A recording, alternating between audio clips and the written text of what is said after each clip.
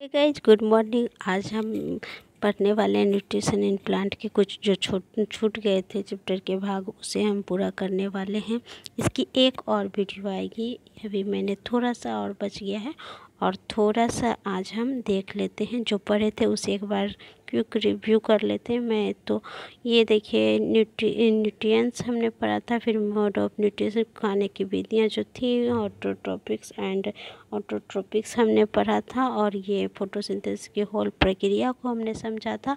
उसके बाद हमने समझा था उसके फॉर्मूले को समझा था हमने। अब यहाँ से हमको आज पढ़ना है synthesis of plant food other than carbohydrate. तो यहाँ हमने पढ़ा था कि सिर्फ जब फोटोसिंथेसिस क्रिया होती है तो CO2 और जल जो मिलके क्या करते हैं, ग्लूकोज या कार्बोहाइड्रेट का निर्माण करते हैं। तो इस क्या सिर्फ कार्बोहाइड्रेट हम खाते हैं? नहीं खाते, इसके अतिरिक्त भी बहुत चीज़ें खाते हैं। तो इसके बारे में जानकारी प्राप्त करेंगे। गुड मॉर्निंग गाइज, फिर से मैं कुमकुम, आपका स्वागत है कुमकुम क्लास में। और अब स्टार्ट करते हैं, ठीक है गाइज। देखिए, you have must studied the plant synthesis carbohydrate through the process of photosynthesis. हम लोगों ने पढ़ा है कि फोटोसिंथेसिस क्या होगा के दौरान हम लोगों ने पढ़ा है कि इससे कार्बोहाइड्रेट बनेंगे। तो ये कार्बोहाइड्रेट किस चीज़ के बने होते हैं? तो कार्बन के, हाइड्रोजन के और ऑक्सीजन का। देखिए, कार्बन डाइऑक्साइड में कार्बन हो गए, ऑक्सीजन भी होते हैं, और जल में क्या होता है? हाइड्रोजन। तो इन तीन चीज़ों से हमें क्या होते हैं?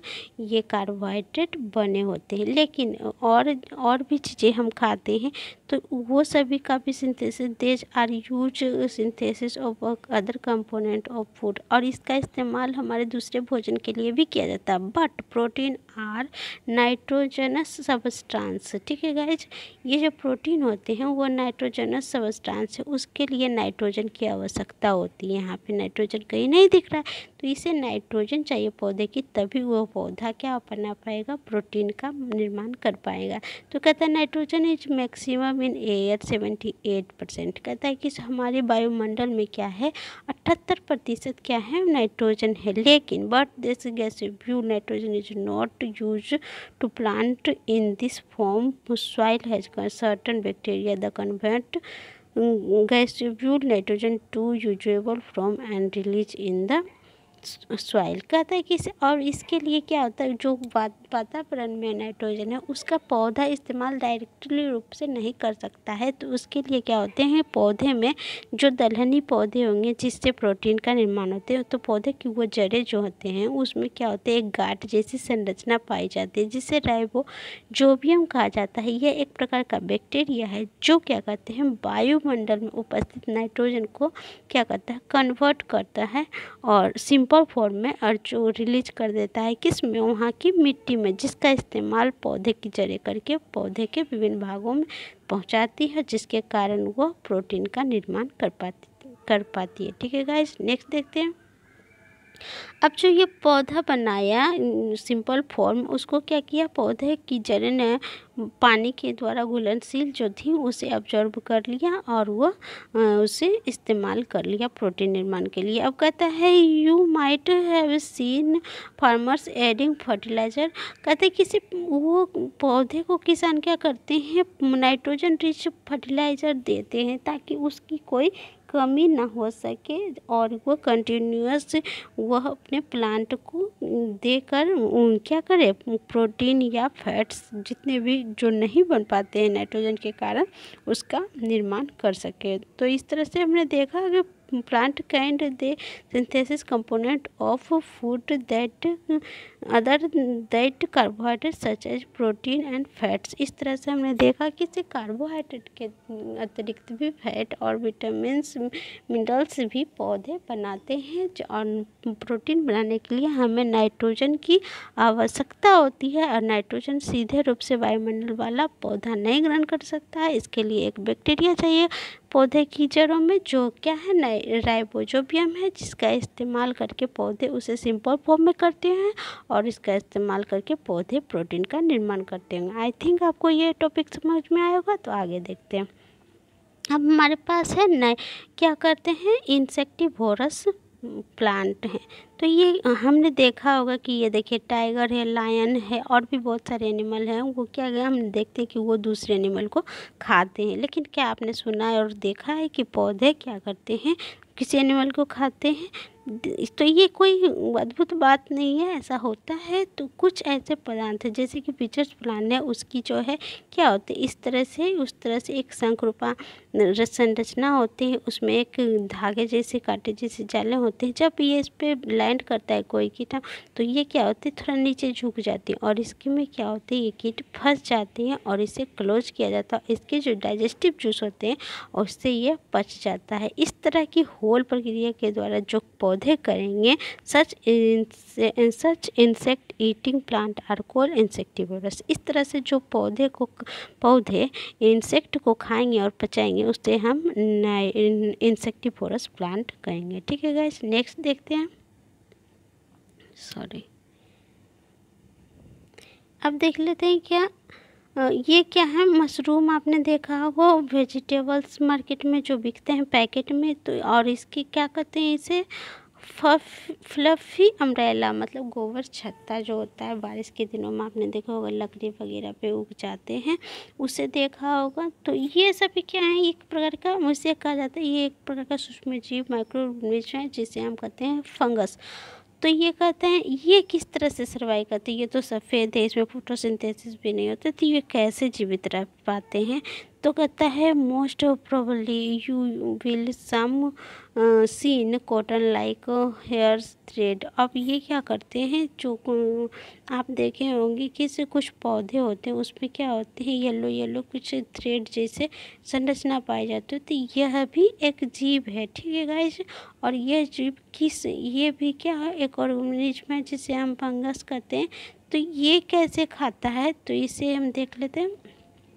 They secrete digestive juice and dead and decay matter and convert into the soluble। ये क्या करते हैं, ये भी अपने डाइजेस्टिव जूस उन चीज़ों पर डालते हैं जो सड़ गया है, गल गया है, और उससे सोल्यूबल बनाकर अपना भोजन प्राप्त करते हैं। नेक्स्ट देखते हैं गाइस, अब क्या है other mode of nutrition in plant. अब अदर मोड क्या हो सकते हैं, हमने देखा कि सिर्फ पौधे इंसेक्ट को खा सकते हैं, और पौधे सड़े गले पर चीज़ों को उससे पचा सकते हैं, खाना बना के खा सकते हैं। अब जिसमें क्लोरोफिल नहीं है, there are some plants which do not have chlorophyll, they can't synthesis their food. अब कहते हैं कि वो अपना भोजन नहीं बनाते, तो वो किस तरह से जीवित रहते हैं? तो वो क्या करते हैं, यहाँ पे देखिए एक अमरबेल होता है जो अपना भोजन नहीं बना पाता है। तो कुछ पौधे जो होते हैं, इसे सिंपली बस समझना इतना नहीं, ये जो है पौधे इस पे येलो येलो कुछ धागे जैसे दिख रहे हैं, तो ये क्या करता है, इस पे चढ़ जाता है क्योंकि ये भोजन नहीं बना पाता, इसे रेडीमेड भोजन चाहिए।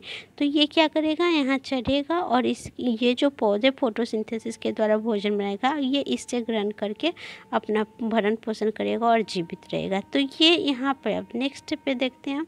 तो ये देख रहे हैं आप, होस्ट को समझते हैं। कहता है कि the plant on which it climb the organism from whom food is observed was called host. अब क्या होता है, इस चीज़ को हम इधर समझते हैं। ठीक है गाइस, यहाँ पे देखिए एक पौधा है, ठीक, या एक पेड़ है। ठीक है गाइस, और ये क्या होता है, इस पे एक दूसरा ये लताएं जो है कि ये चल रही, अब यहाँ फोटोसिंथेसिस हुआ और इससे ये भोजन प्राप्त कर रही।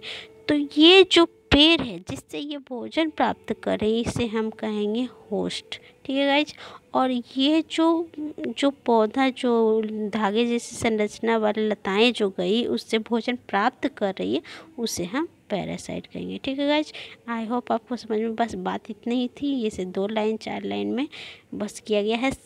Since the derive the host valuable nutrition in the is called parasite. जो वो भोजन होस्ट के द्वारा लेता है उसे हम क्या कहेंगे, पैरासाइट कहेंगे। और that organism that derive nutrition food from the other organism is called parasite। लिखिए जैसी बात हुआ। इन ऑर्गेनिज्म कॉल्ड लाइकेन, एक ऑर्गेनिज्म है जिसे हम लाइकेन कहा जाते हैं, जिसमें क्लोरोफिल नहीं होता है। अब क्लोरोफिल नहीं होगा तो वो क्या करेगा, भोजन नहीं बना पाएगा। तो उसे क्या चाहिए, एक क्लोरोफिल वाला पार्टनर चाहिए। तो वो क्या करता है, संधि कर लेता है।